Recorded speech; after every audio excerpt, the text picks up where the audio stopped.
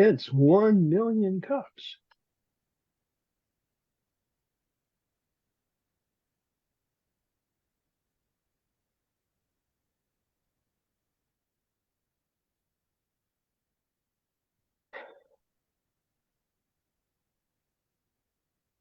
Good morning and welcome, everybody. Thrilled to see you here today as we kick off our ritual Wednesday morning meeting with almost 1 million cups of coffee. I'm at least on cup number 2, contributing to the cause.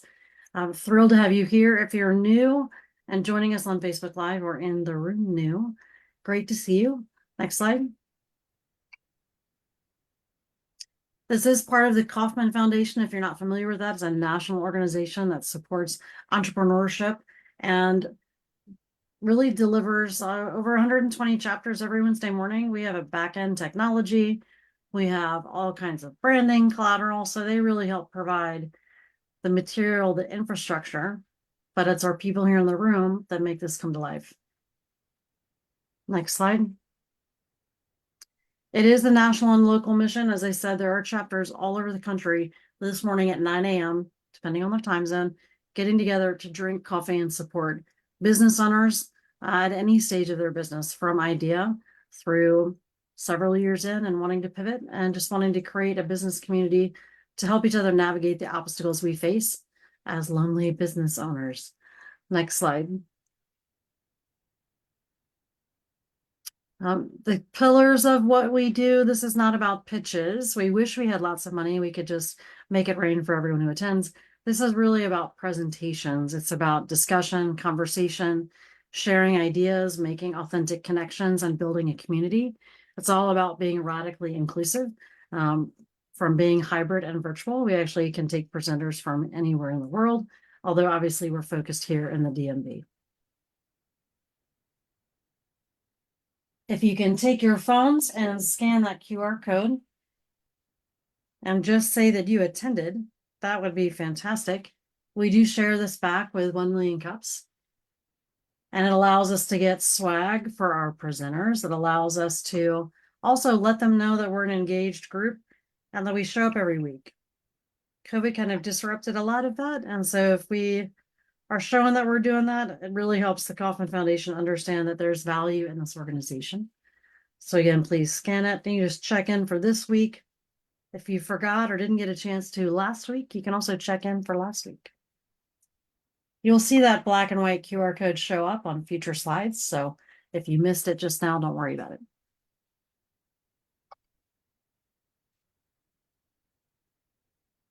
For new folks in the room, Wizard of Oz Bernard. I have not heard that name before. If you want to unmute and introduce yourself, just your name, your company name, and how you heard about us, that would be fantastic. Sure. So Özlem Barnard. I'm making it easier for people to remember my name. Also, I really like that movie. I am an immigration attorney. I have a solo practice called Barnard Legal. And I'm happy to be here. Yes. I heard about you guys through SCORE. Fantastic thing. Great group, excellent organization. So thank you for joining us. Sure. Thank you. I'm going to name myself Ruby Slippers for the rest of the day. You can just call me Ruby. So thank you for joining us. Welcome. Great to see our familiar face too. You have the power within. Remember. That's right. We can do it. Anything is possible with a good pair of shoes. All right, next slide. Let's see. Juliana Massoni, I believe, is new. Oh, great. Yes. Joanna, if you want to introduce yourself, that'd be great. You're welcome to turn your video on or not, either way. I'm using my cell phone because I'm having issues with my computer right now. A moment ago, I was actually looking to raise the hand through my cell phone, but I couldn't find the option to do so, to speak. My name is Juliana Mazzoni. I'm a financial wellness leader. Juliana. I think maybe lost your Juliana, audio. yeah, let's turn your video back off. That might make the connection better. But welcome. We're thrilled to have you here. What I would say for anybody who's joining, please introduce yourself in chat.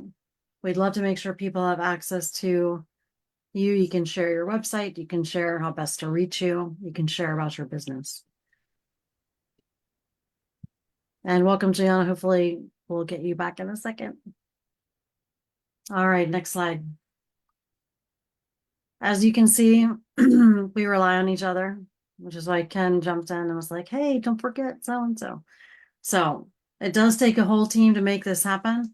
We have a lot of organizers. We're always looking for people who want to expand their network, either joining as an organizer or becoming a brand ambassador, which simply means you talk about us at whatever networking events you're at and share about 1 million cups, why people should join.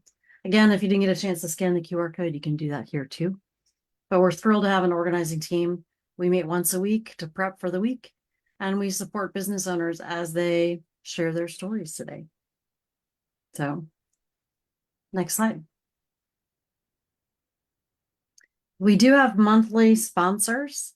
And John Rudenberg, do you want to speak to Mason Enterprise Center as our monthly sponsor? Sure, and I apologize if I don't give it as great a description as Jen would do, but the Mason Enterprise Center provides a range of services and sponsors our first Wednesday of the month in-person hybrid meeting. So the Enterprise Center might be your phone and mailbox, or it might be the entire community, which includes mentoring and various programs to help entrepreneurs who need some level of office services grow their business. Let me stop there. It's great to be working with them. They're a great support network. And please think of them if you need office space or relevant office services. Fantastic, John Rudenberg. Thank you for that. The one thing I will add in is that they have dedicated mentors. They are also part of ICAP and SBDC. So if you're looking to commercialize or launch your business in the federal space or in general in the DMV, really great network of resources. Next up, other than resources helping you grow your business, the most important one is marshmallows and fine candy. So Amy Hughes, would you introduce yourself as our coffee sponsor? Good morning, and forgive my voice because I have a summer cold. So I own 48 Blocks Fine Candy. We do specialize in gourmet marshmallows, also caramels and fruit pâtés. I may have some sweet treats for you next week at the hybrid meeting. See how it goes. We're currently accepting orders for special events and corporate gifts for the summer of 2024. We have local pickup as well as delivery next door and nationwide. I'm busy being distracted saying, Amy, how many can I get for a graduation party? When is the party? Oh, it's next Friday on the 7th. So Give me a call today and we can talk. sweet. All right. Literally. Literally sweet. Fantastic. And yes, squirrels, shiny objects, or marshmallows distract me. So working together for entrepreneurship, we have some great partners in our area. Donnell Johns, who's on the line. If you want to introduce yourself, if you can unmute, we'd love to hear from you. He's one of our original founding members. So Donnell, go ahead.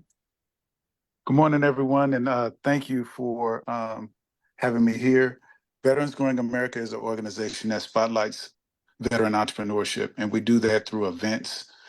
We have a storefront. Actually, we're opening up a second storefront in Maryland, in Clarksburg, Virginia. So we just signed the lease yesterday. But we also have an online platform where we support and showcase veterans, military spouses, and dependents because we believe the entire family serves. And we're happy to be a partner of 1 Million Cups. This is a great organization, a support organization that will help you with any issue, opportunity, or challenge that you have with your business. And then it's an amazing community of entrepreneurs that just want to grow. So we're happy to be a part of this. And we can't wait for you to come back and present on your new location as a business challenge and question. Absolutely. That's happening. We also collaborate a lot with Fairfax County Economic Development Authority.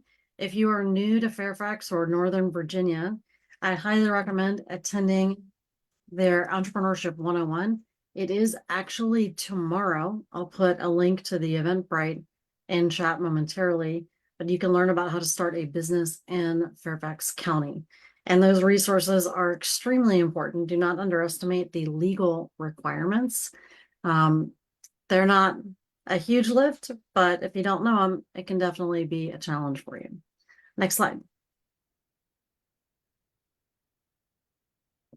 How our meetings work. So if you are new, one of the things you'll see is we have a small presentation each week, usually about 10 minutes. Then we open it up to Q&A. So if you have a question, you can unmute, raise your hand. And once you ask your question, you can go back on mute if you don't mind, just to minimize background noise. Next slide. Please do use chat. I encourage people in any Zoom meeting to have chat open just in case someone's trying to get in touch with you. We will be monitoring chat so we can grab questions, ideas, thoughts, and anything you put in chat, we will hold on to for the presenter. So for today, Ken Portnoy is going to be presenting. So John Norris or John Foster or John Rip, any of the Johns, you can put your feedback for Ken in chat and it'll be immortalized forever. Just saying. Next slide.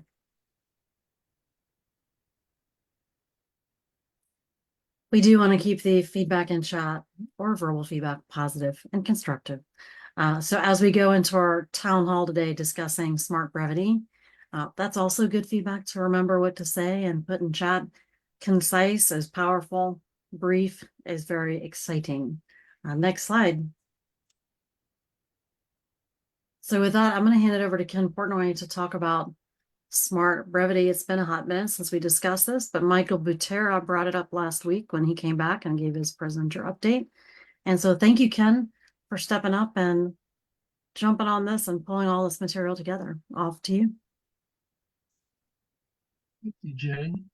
I'm really pleased to be able to do this. I don't know how many of you folks have a memory of the TV show ER. The TV show ER taught me see one, do one, teach one. So I'm going to jump from see one to teach one. I recently was exposed to smart brevity by a number of people who mentioned it and went off and jumped in with both feet. And so now what I'd like to do is share some of the things that I learned and foster some conversation about it. This is the point in every presentation where your presenter spends 10, 15, 20, 30 minutes talking about me. Where I grew up, where I went to school, what I learned on my first job, what I learned on my second job. I'm not going to do that because you don't care. And I'm going to move straight into the program with one exception. I got married last month and we had an absolutely awesome time of it. The gathering was kind of small, so I couldn't invite everybody I knew from 1 Million Cups around the country, but it was a wonderful time. So now you know what's most important about me. I love a good time. Smart Brevity is a compilation of experience and ideas that were put together by these three guys, Jim Vanderhei, Mike Allen, and Roy Schwartz. They come out of primarily journalism backgrounds. They have written thousands and thousands and thousands and thousands and thousands of words. And they discovered that through some empirical research, nobody was reading the words that they wrote. So as they developed the two journalism organizations, Axios and Politico, they developed a system over the course of a number of years to create what they consider to be the most effective way to communicate. So what is smart brevity? It's a better way to write. It's a new set of attitudes. It's a set of tools. The smart brevity people would come down on me for using the word paradigm because it has too many syllables. Paradigm is not the way you communicate in Smart Brevity. You would just say it's a new way to write, a better way to write. What are you going to get out of this? What am I trying to accomplish with you with this presentation? It's easy. I just want you to get curious. You're not going to learn how to apply Smart Brevity to your business. You're not going to learn how to apply the tools or understand the tools or any of that. I just want to get enough into the conversation for you to get curious enough to maybe move forward and go somewhere else to find out what it's really about, like the book. So why does Smart Brevity matter? We are stuck in a world with too much noise. This picture up in the top right corner is a picture from my inbox in Gmail that shows 14,000 email messages that I've received that I'm not paying attention to because they're noise. They're not valuable. And I'm not even going to take the time to end the subscriptions. It's just the world we live in. And getting control of your environment and all of that noise is important. But what's even more important for us as entrepreneurs is how to get through the noise, because we have messages that are important for people and we have businesses that can help them. But if we can't get through the noise, ain't nothing going to happen. What do I mean by noise? This is an example of a newsletter that I pulled out from my mailbox. This is a great newsletter. It is filled with a huge amount of incredible information. This is the whole newsletter. It goes on and on and on and on and on. It's interesting, it's informative, but it's recreational reading. It's not something that's going to change the way I live, and it's not going to help me in my business. And the only reason that I might read it once a year is because it's fun and recreational. You don't want to be that guy. That guy is not going to help your business. So why does it matter? How many times have you heard it? How important being a good communicator is to your career, to your business, to your interactions with people. If you can be effective in your communications in a way that makes sense to your audience, you look good. And if you do this in a way that makes sense to your audience and you communicate with them effectively, they're going to feel good about the experience and they're going to feel good about you, which is important to building the relationship that you want to build for the purposes of your business. So let's talk about some basics. This is where the mind changes. Put your readers first. Because of where I live, because of where I hang out, every once in a while I run into people who are both of advanced age and retired. And you can start a conversation with them and the floodgates open of stories and tales and attitudes and just everything just flows out of them. And you just have to stand back and let it flow. They have a need to talk. I didn't have a necessary need to hear what they had to say, and they don't care. And that's the way most people write stuff. They have something to say, but they have to get it out, and they're not thinking about their reader. What does their reader need? What does their reader want? What is their reader thinking? What's important to their reader? So the biggest shift is to really get inside your reader's head. The person that may not be a reader, it might be something like this, but to get inside their head to figure out what do they need from you and to give it to them. Short, not shallow. Critical component to take the words that you want to communicate and make them as short as possible, but at the same time as meaningful as possible in that space. Has anybody read this book? Yep. So it's an incredible book. I'm not going to recommend it necessarily unless you really like Bayesian probability, but it gives you the idea of what we're talking about. Short, not shallow. So how do you do it?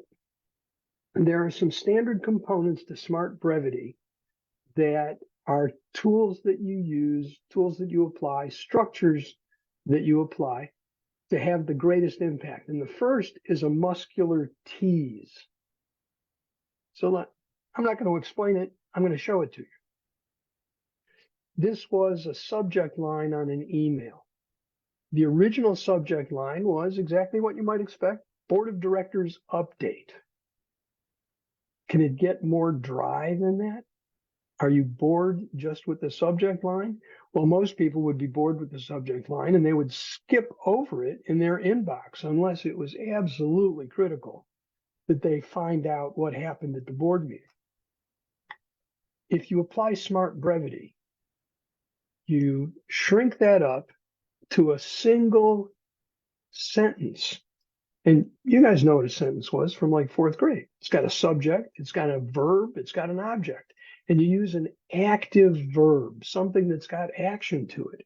We wowed our board. Everybody understands it quickly, but the word wowed stands out. The relationship between we and wowed is poetic. It jumps out at you and immediately grabs your attention in a completely different way. That's a tease to get you to click on the email. So then the next thing you've got to do is, now that you've gotten somebody's attention, they're going to want to hear in your first sentence something worthwhile. So here's an example from a mom's birthday party email. I'm going to try and read this as quickly out loud as I can in my head. Sorry for the late change of plans, but there's been so much chaos in pulling Jimmy's party together, especially with the weather this past week. The good news is we found a place to take all of the kids, the new trampoline place we will do this Saturday at noon. Are you bored yet? I mean, really?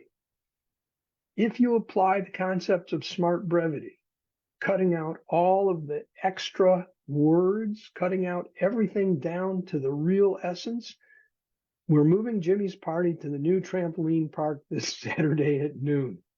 It's simple, it's direct, it doesn't waste anybody's time or energy to figure out what they need to know, and they need to know it.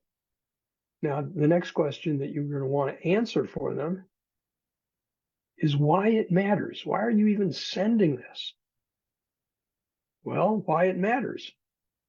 Because it's a longer drive. It's about a 40-minute drive, so you might want to leave a little earlier. Me, if I were writing this and cutting it down, I would have left off the last four words. Than we first thought. Doesn't add anything to the information, but it's a lot shorter in that than it was in the original. The only hitch is it's a little farther than we originally planned. The first spot we were looking at was a 30-minute drive, but the trampoline park has a lot more space, so we picked it, even though. Cut that stuff out. Cut it out of your emails, cut it out of your marketing pieces, cut it out of your website, cut it out of your presentations. Get it down to the essence. If you need to, go deeper. And when you go deeper, break things up. Break up the text into bullet points. People love bullet points. Look at the after version. Don't even look at the before version, but the after version with bullet points tells you what you need to know, allows you to scan it with your eyeballs quickly and concisely. You get the information, you move on with your life. It's not noise, it's substance, it's signal. So how do you do it? One of the critical aspects of Smart Brevity are what they call axioms. Axioms are like guideposts. They tell your reader where you're taking them. They tell your reader where they're going, and they're implemented as bolded headings. So I drew an arrow to axioms, but actually you can see the axiom on this slide, how you do it. That tells you where we're going from here. Axioms are canned, available ideas that are in Smart Brevity, but you can take these axioms, why it matters, go deeper, the big picture, between the lines.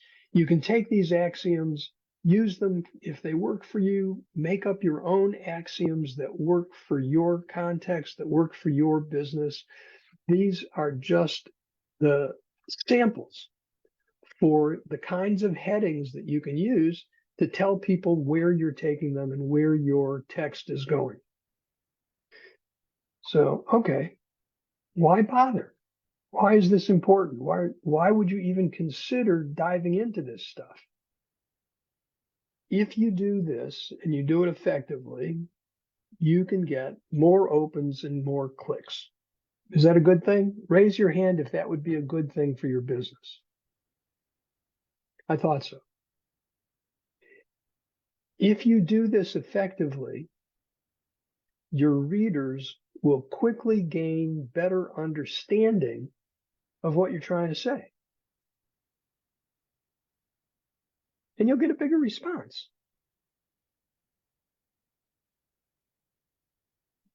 I used to read a lot of Jim Rohn, and Jim Rohn, America's greatest dead business philosopher, asked a question.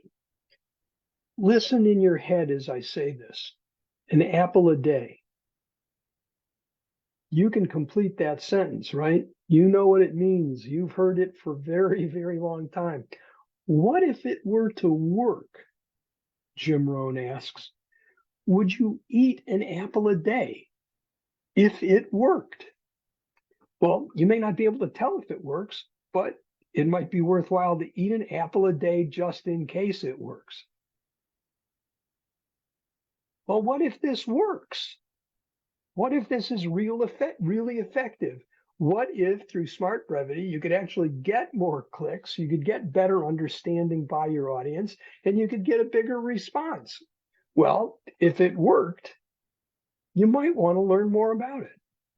And that's my goal, to get you more curious about Smart Brevity so that you'll jump in with both feet like I did, learn about it, and figure out how and when and where it might apply to your business and your business communications, internal communications and external communications. That's the story. The Smart Brevity book, they put it right up front. If you're an average reader, it should take you a little over 100 minutes to make your way through it.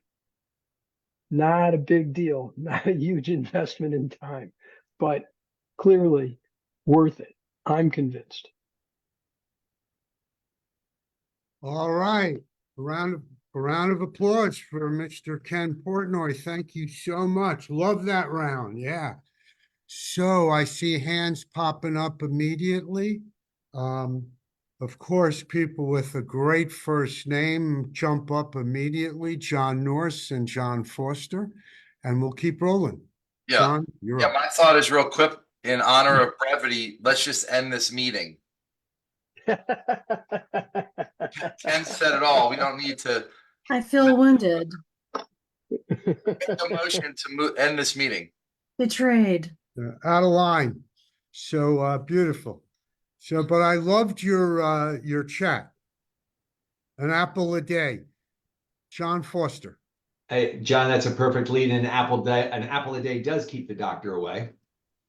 I will say, Ken, I really appreciate the presentation because it applies so much to LinkedIn and that brevity and being able to transmit that message. So these concepts were awesome, and definitely will incorporate those into LinkedIn training, Ken. Thank you. Happy to help out, John. So, John, let me ask you. Yeah. Have you had a chance to look at the original Smart Brevity? Have you been through it? Have you? I have not. Well, I shouldn't say that, Ken. Yes, I have, but it was a while ago, and this is a great refresher. It's just like everything else. And I think one of the challenges is one of the things about Smart Brevity is it helps us. It gives us the tools to answer the question, how do we get somebody's attention? Because that's really what we're fighting for. And so Smart Brevity helps us to do that. And it's critical in a social media context Yep. like LinkedIn. Absolutely. Absolutely. Yeah. It extends way beyond social media. So I did read the book, and it speaks to presentations, not only written form, but the delivery. So all of us on average can listen for 28 seconds. By the way, it took me yeah, okay. Took me 200 plus minutes to read the book. I must be below average in reading, but no, but go back to the 28 seconds now that I have your attention. Now you could go deeper because you caught people's attention. So it applies to the oral, the auditory, as well as the reading. And our blogs used to be 650 words. They're now under 490 because that's what the book said. Interesting. John Norris, I guess, was too Yes, brief sir. before. Worse is up than Robert Ashcroft. Yeah. Yeah. You know, I constantly need reminders like this, and this format's great, you know, as far as with brevity and stuff, and you can't get enough of it. I mean, every time, like you said, you write an email, you go on LinkedIn or whatever, and I like that highlight, the first thing you have, big, simple, right up there. That's the thing I struggle with all the time, how to grab attention of people. And it's right up my alley anyway, of what I need. And that's why I saw I went right over to Audible, and it's on my Audible list and stuff, because you know what? This is the type of thing that I play in the car before going in and seeing the client. Well, that's smart. Yeah, definitely. Thank you very much. Really, really appreciate this. Thank you. John, yeah, on a serious note though, we do for those who don't know, we work with Medicare, which is very confusing. So we are, ever since I started this company 7 years ago, we're constantly challenging ourselves to say more and less, and how to simplify concepts and brevity. And we've spent hours grinding over 2 and 3 words to best say what we're trying to say, to convey what the customer or client needs to know. So I'm going to read this book because I imagine it would make me better at doing that, because we struggle. We do a lot of presentations as well, so the same concept when we have slides up or whatever. And I'm not a big PowerPoint person, but again, I've tried to keep those lean and mean, because I believe I say it all the time, less is more. That's what we try to complete. Less is more. Anyway, thanks, Ken. It was great. It really was. Thank you, John. Jen. One of the points that it makes in Smart Brevity is that brevity is confidence, and the longer you write, you're writing out of fear because you want to ensure that nobody misses anything, that they get everything, that you don't forget something that you're supposed to say. And I think the thing that really helped me when I read the book, because I agree, Robert Ashcroft, it's always a good reminder. We need to communicate our right to save people time, not take away their time. So how do we give them short snippets? And they even recommend, if there's one thing, you have to know your audience. So who's the one person you're writing for, and the one thing you want them to know, and can you write it down in 12 words or less? And that's hard. And I think if you can do that, it's really powerful. So it's worth taking a minute and thinking about, what are you sharing that is saving people time, not wasting their time reading or listening? Excellent, Jen. Murat. Hi there. I actually, I agree with you about being right on the target and being brief. And that's why probably YouTube Shorts is very popular right now. Everybody has the attention of, less than a minute. So that kind of proves the point. But there is one thing that I want to point because not everybody has the same experience as you have. So I'm an engineer. If I do the engineering talk, then not many people I can understand and follow. So, or if you're a businessman or if you're in finance, like, some finance people, I don't get to follow that easily. So you got to be clear, but you got to be short. You are so correct that you have to understand, and I think the book starts there. You have to understand the reader or listener and speak from that person's perspective. So that's a great point, Murat. One of the things I came away with, it said, let someone else read what you're about to blog. And don't make it your kid necessarily, or someone who's biased in your favor automatically, but someone who's a colleague or a confidant. Let them read whatever you're and listen to their feedback. Jen.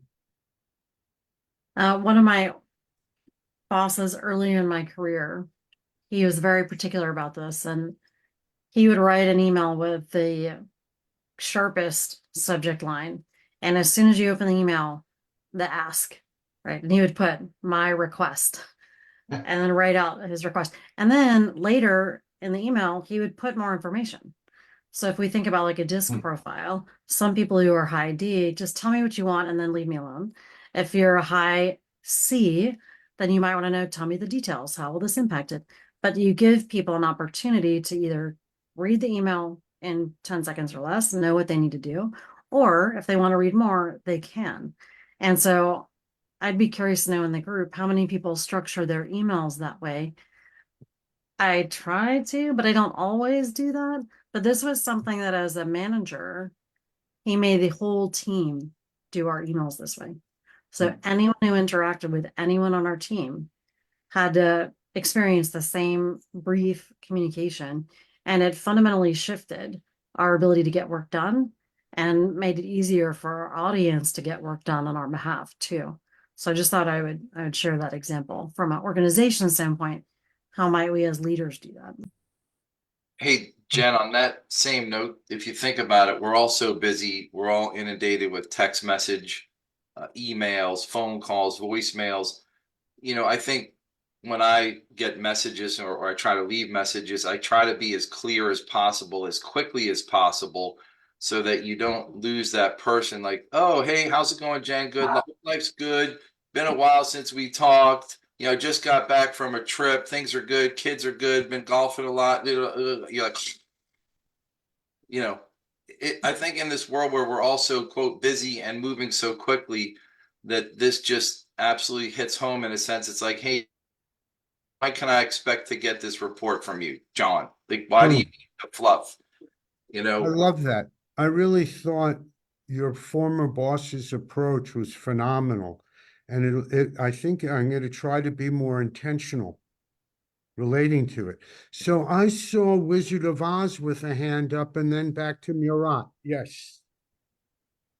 Thank you. This was a really, really great presentation, Ken. Really appreciate it. And the Smart Brevity is just brilliant because anybody who have teenagers, I have two, know that if the conversation is short, just brief, is not really a conversation. Like you ask a question, they're like, yes, no, and so I think that it's brilliant that they put smart and brevity together so that it actually like a conversation, you can relay what you want to say or understand what other person is saying.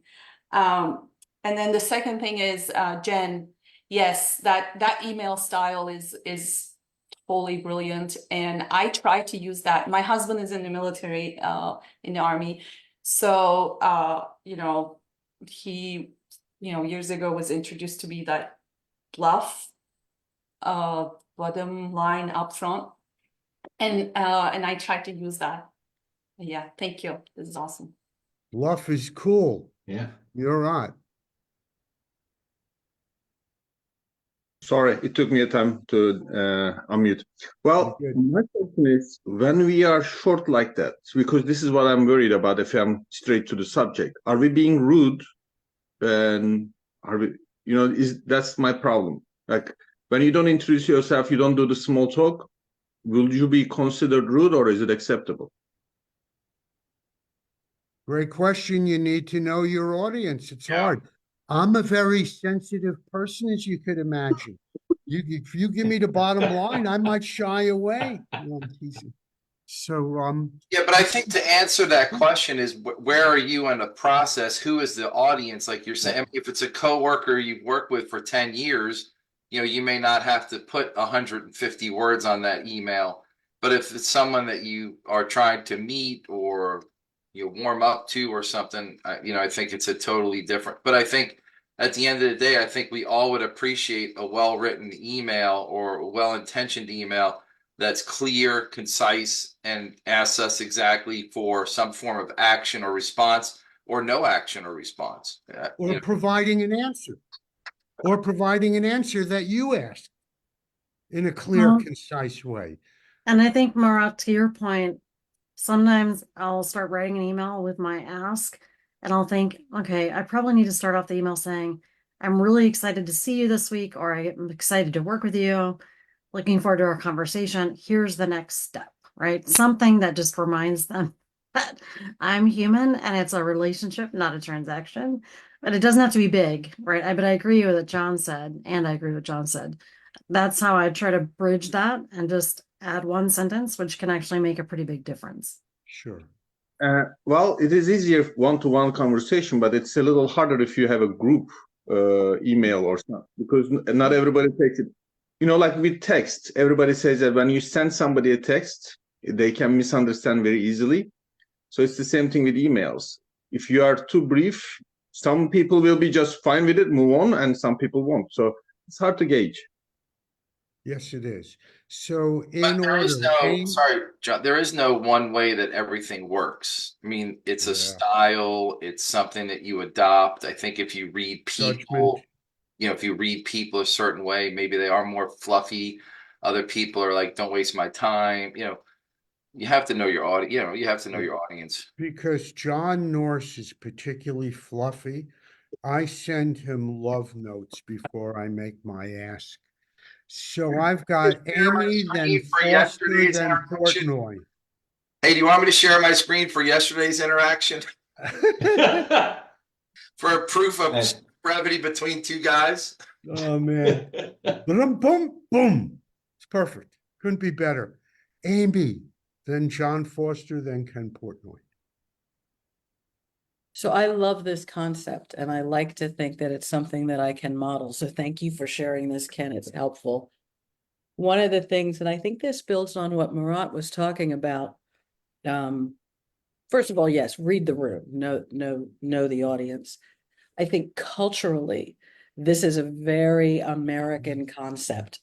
And maybe if we are doing business it's a super Western concept, but I think even more so super American. I mean, I struggle with people that are doing business via text. Yeah. And what the nuances are there. Yeah.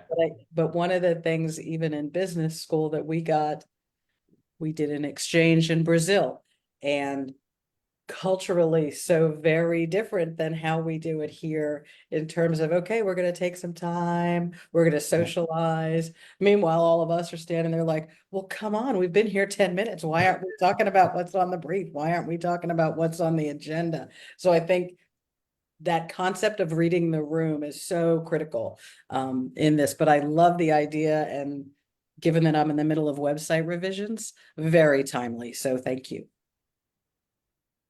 John Foster, then Sure. Ken Portnoy.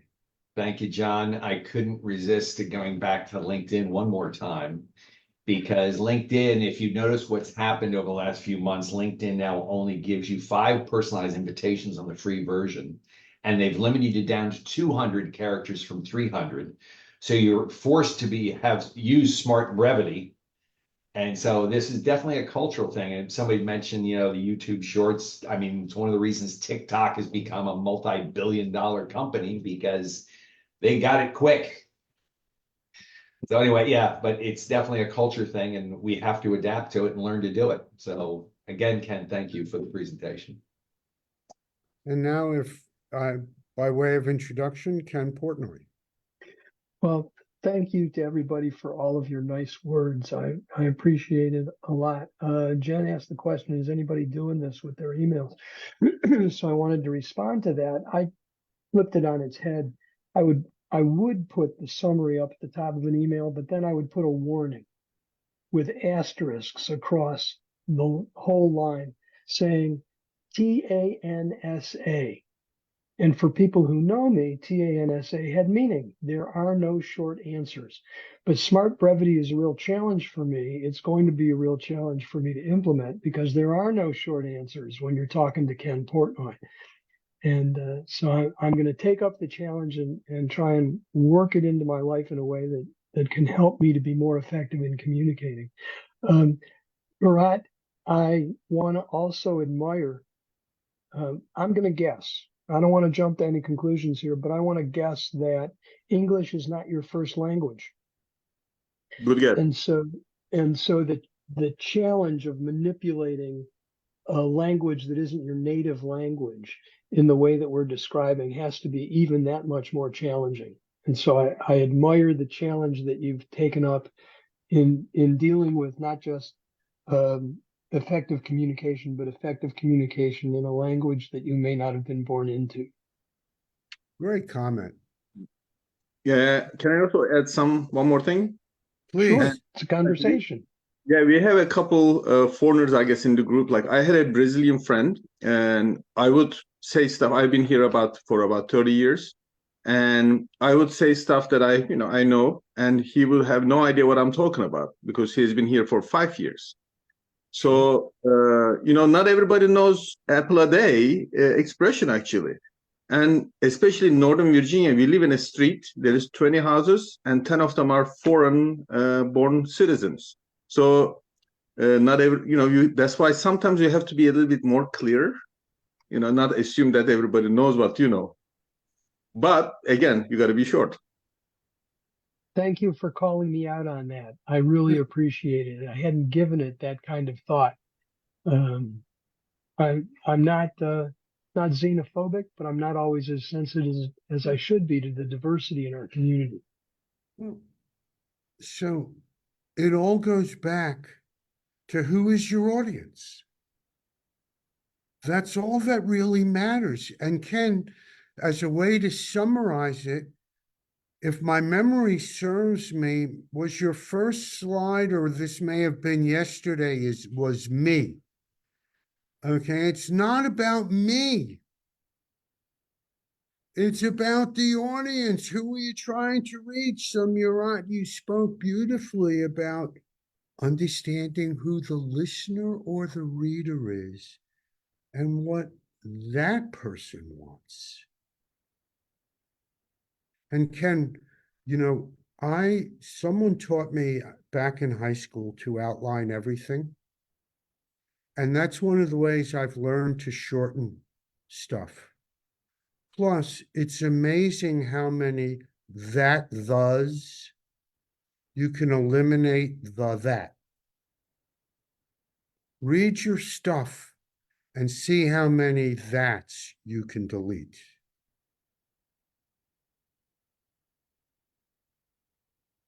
So with that, I turn the program back to Jen, right, for the summary and concluding remarks.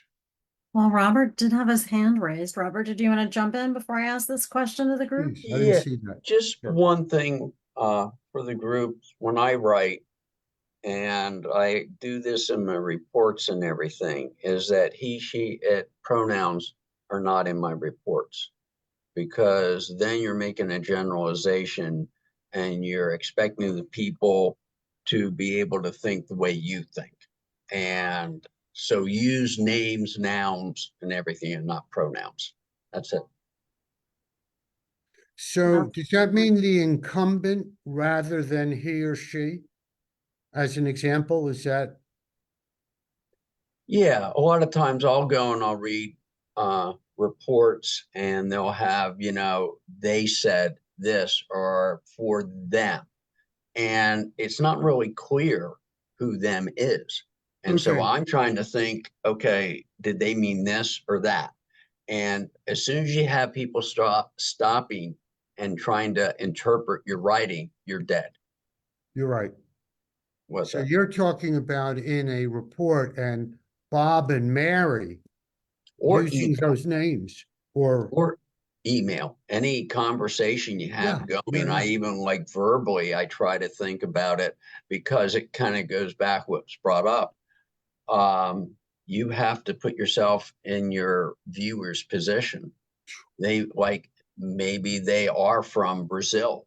And so you have to maybe just talk a little bit slower because there are interpretations behind, or you're talking to like students. So I have to watch acronyms that I use to make sure I don't use those. So Yeah. you want to make sure people understand what you mean, because you do that. And boy, oh boy, the acceptance of your word is that much higher. Great comments. Jen, shall we run through the balance of our slides? Sorry, Robert, if I missed your hand, I didn't see it. He snuck it in last minute. didn't No care. worries. No worries. Ken, what can our 1 Million Cups community do for you? As long as you're unmuted.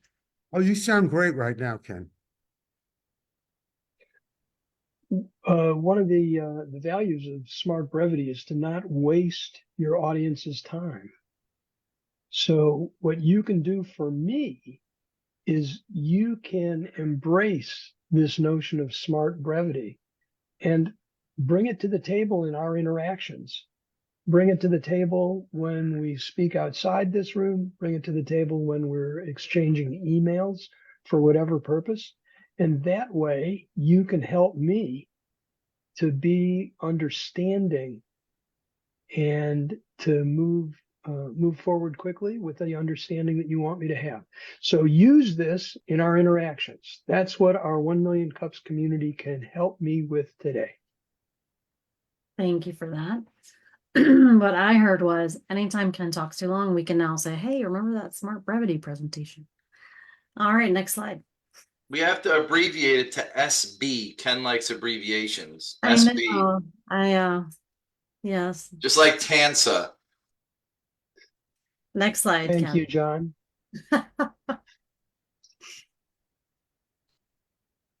Oops.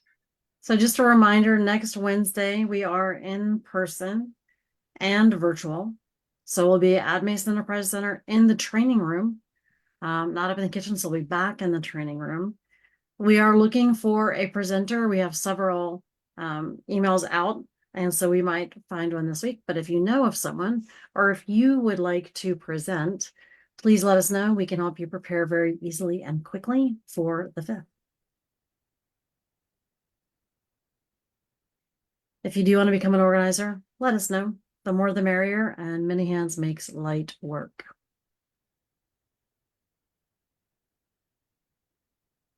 As I mentioned, the Entrepreneurship 101 is tomorrow morning. I will be there speaking on behalf of 1 Million Cups, but do come and listen. They have keynote speaker as well. Very fantastic event you should attend and not miss. There's also one today if you're looking at doing KPIs for your business. What you measure, you manage. So just something to consider. And you can always scan that QR code and check out the Central Fairfax Chamber of Commerce events. They have a fantastic list.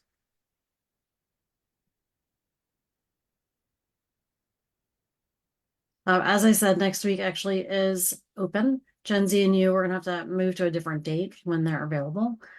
So if you are interested, please apply. We'd love to work with you and help you out. If you want to scan this QR code, it has all of our links. You can register for Zoom. You can apply to present. It's past presenters, so you can look at YouTube videos. Everything is recorded and shared. And it's also easy to access our social. So please like and follow us on Twitter, LinkedIn, or Facebook. And again, here's the bit.ly in case you prefer links. You can share that.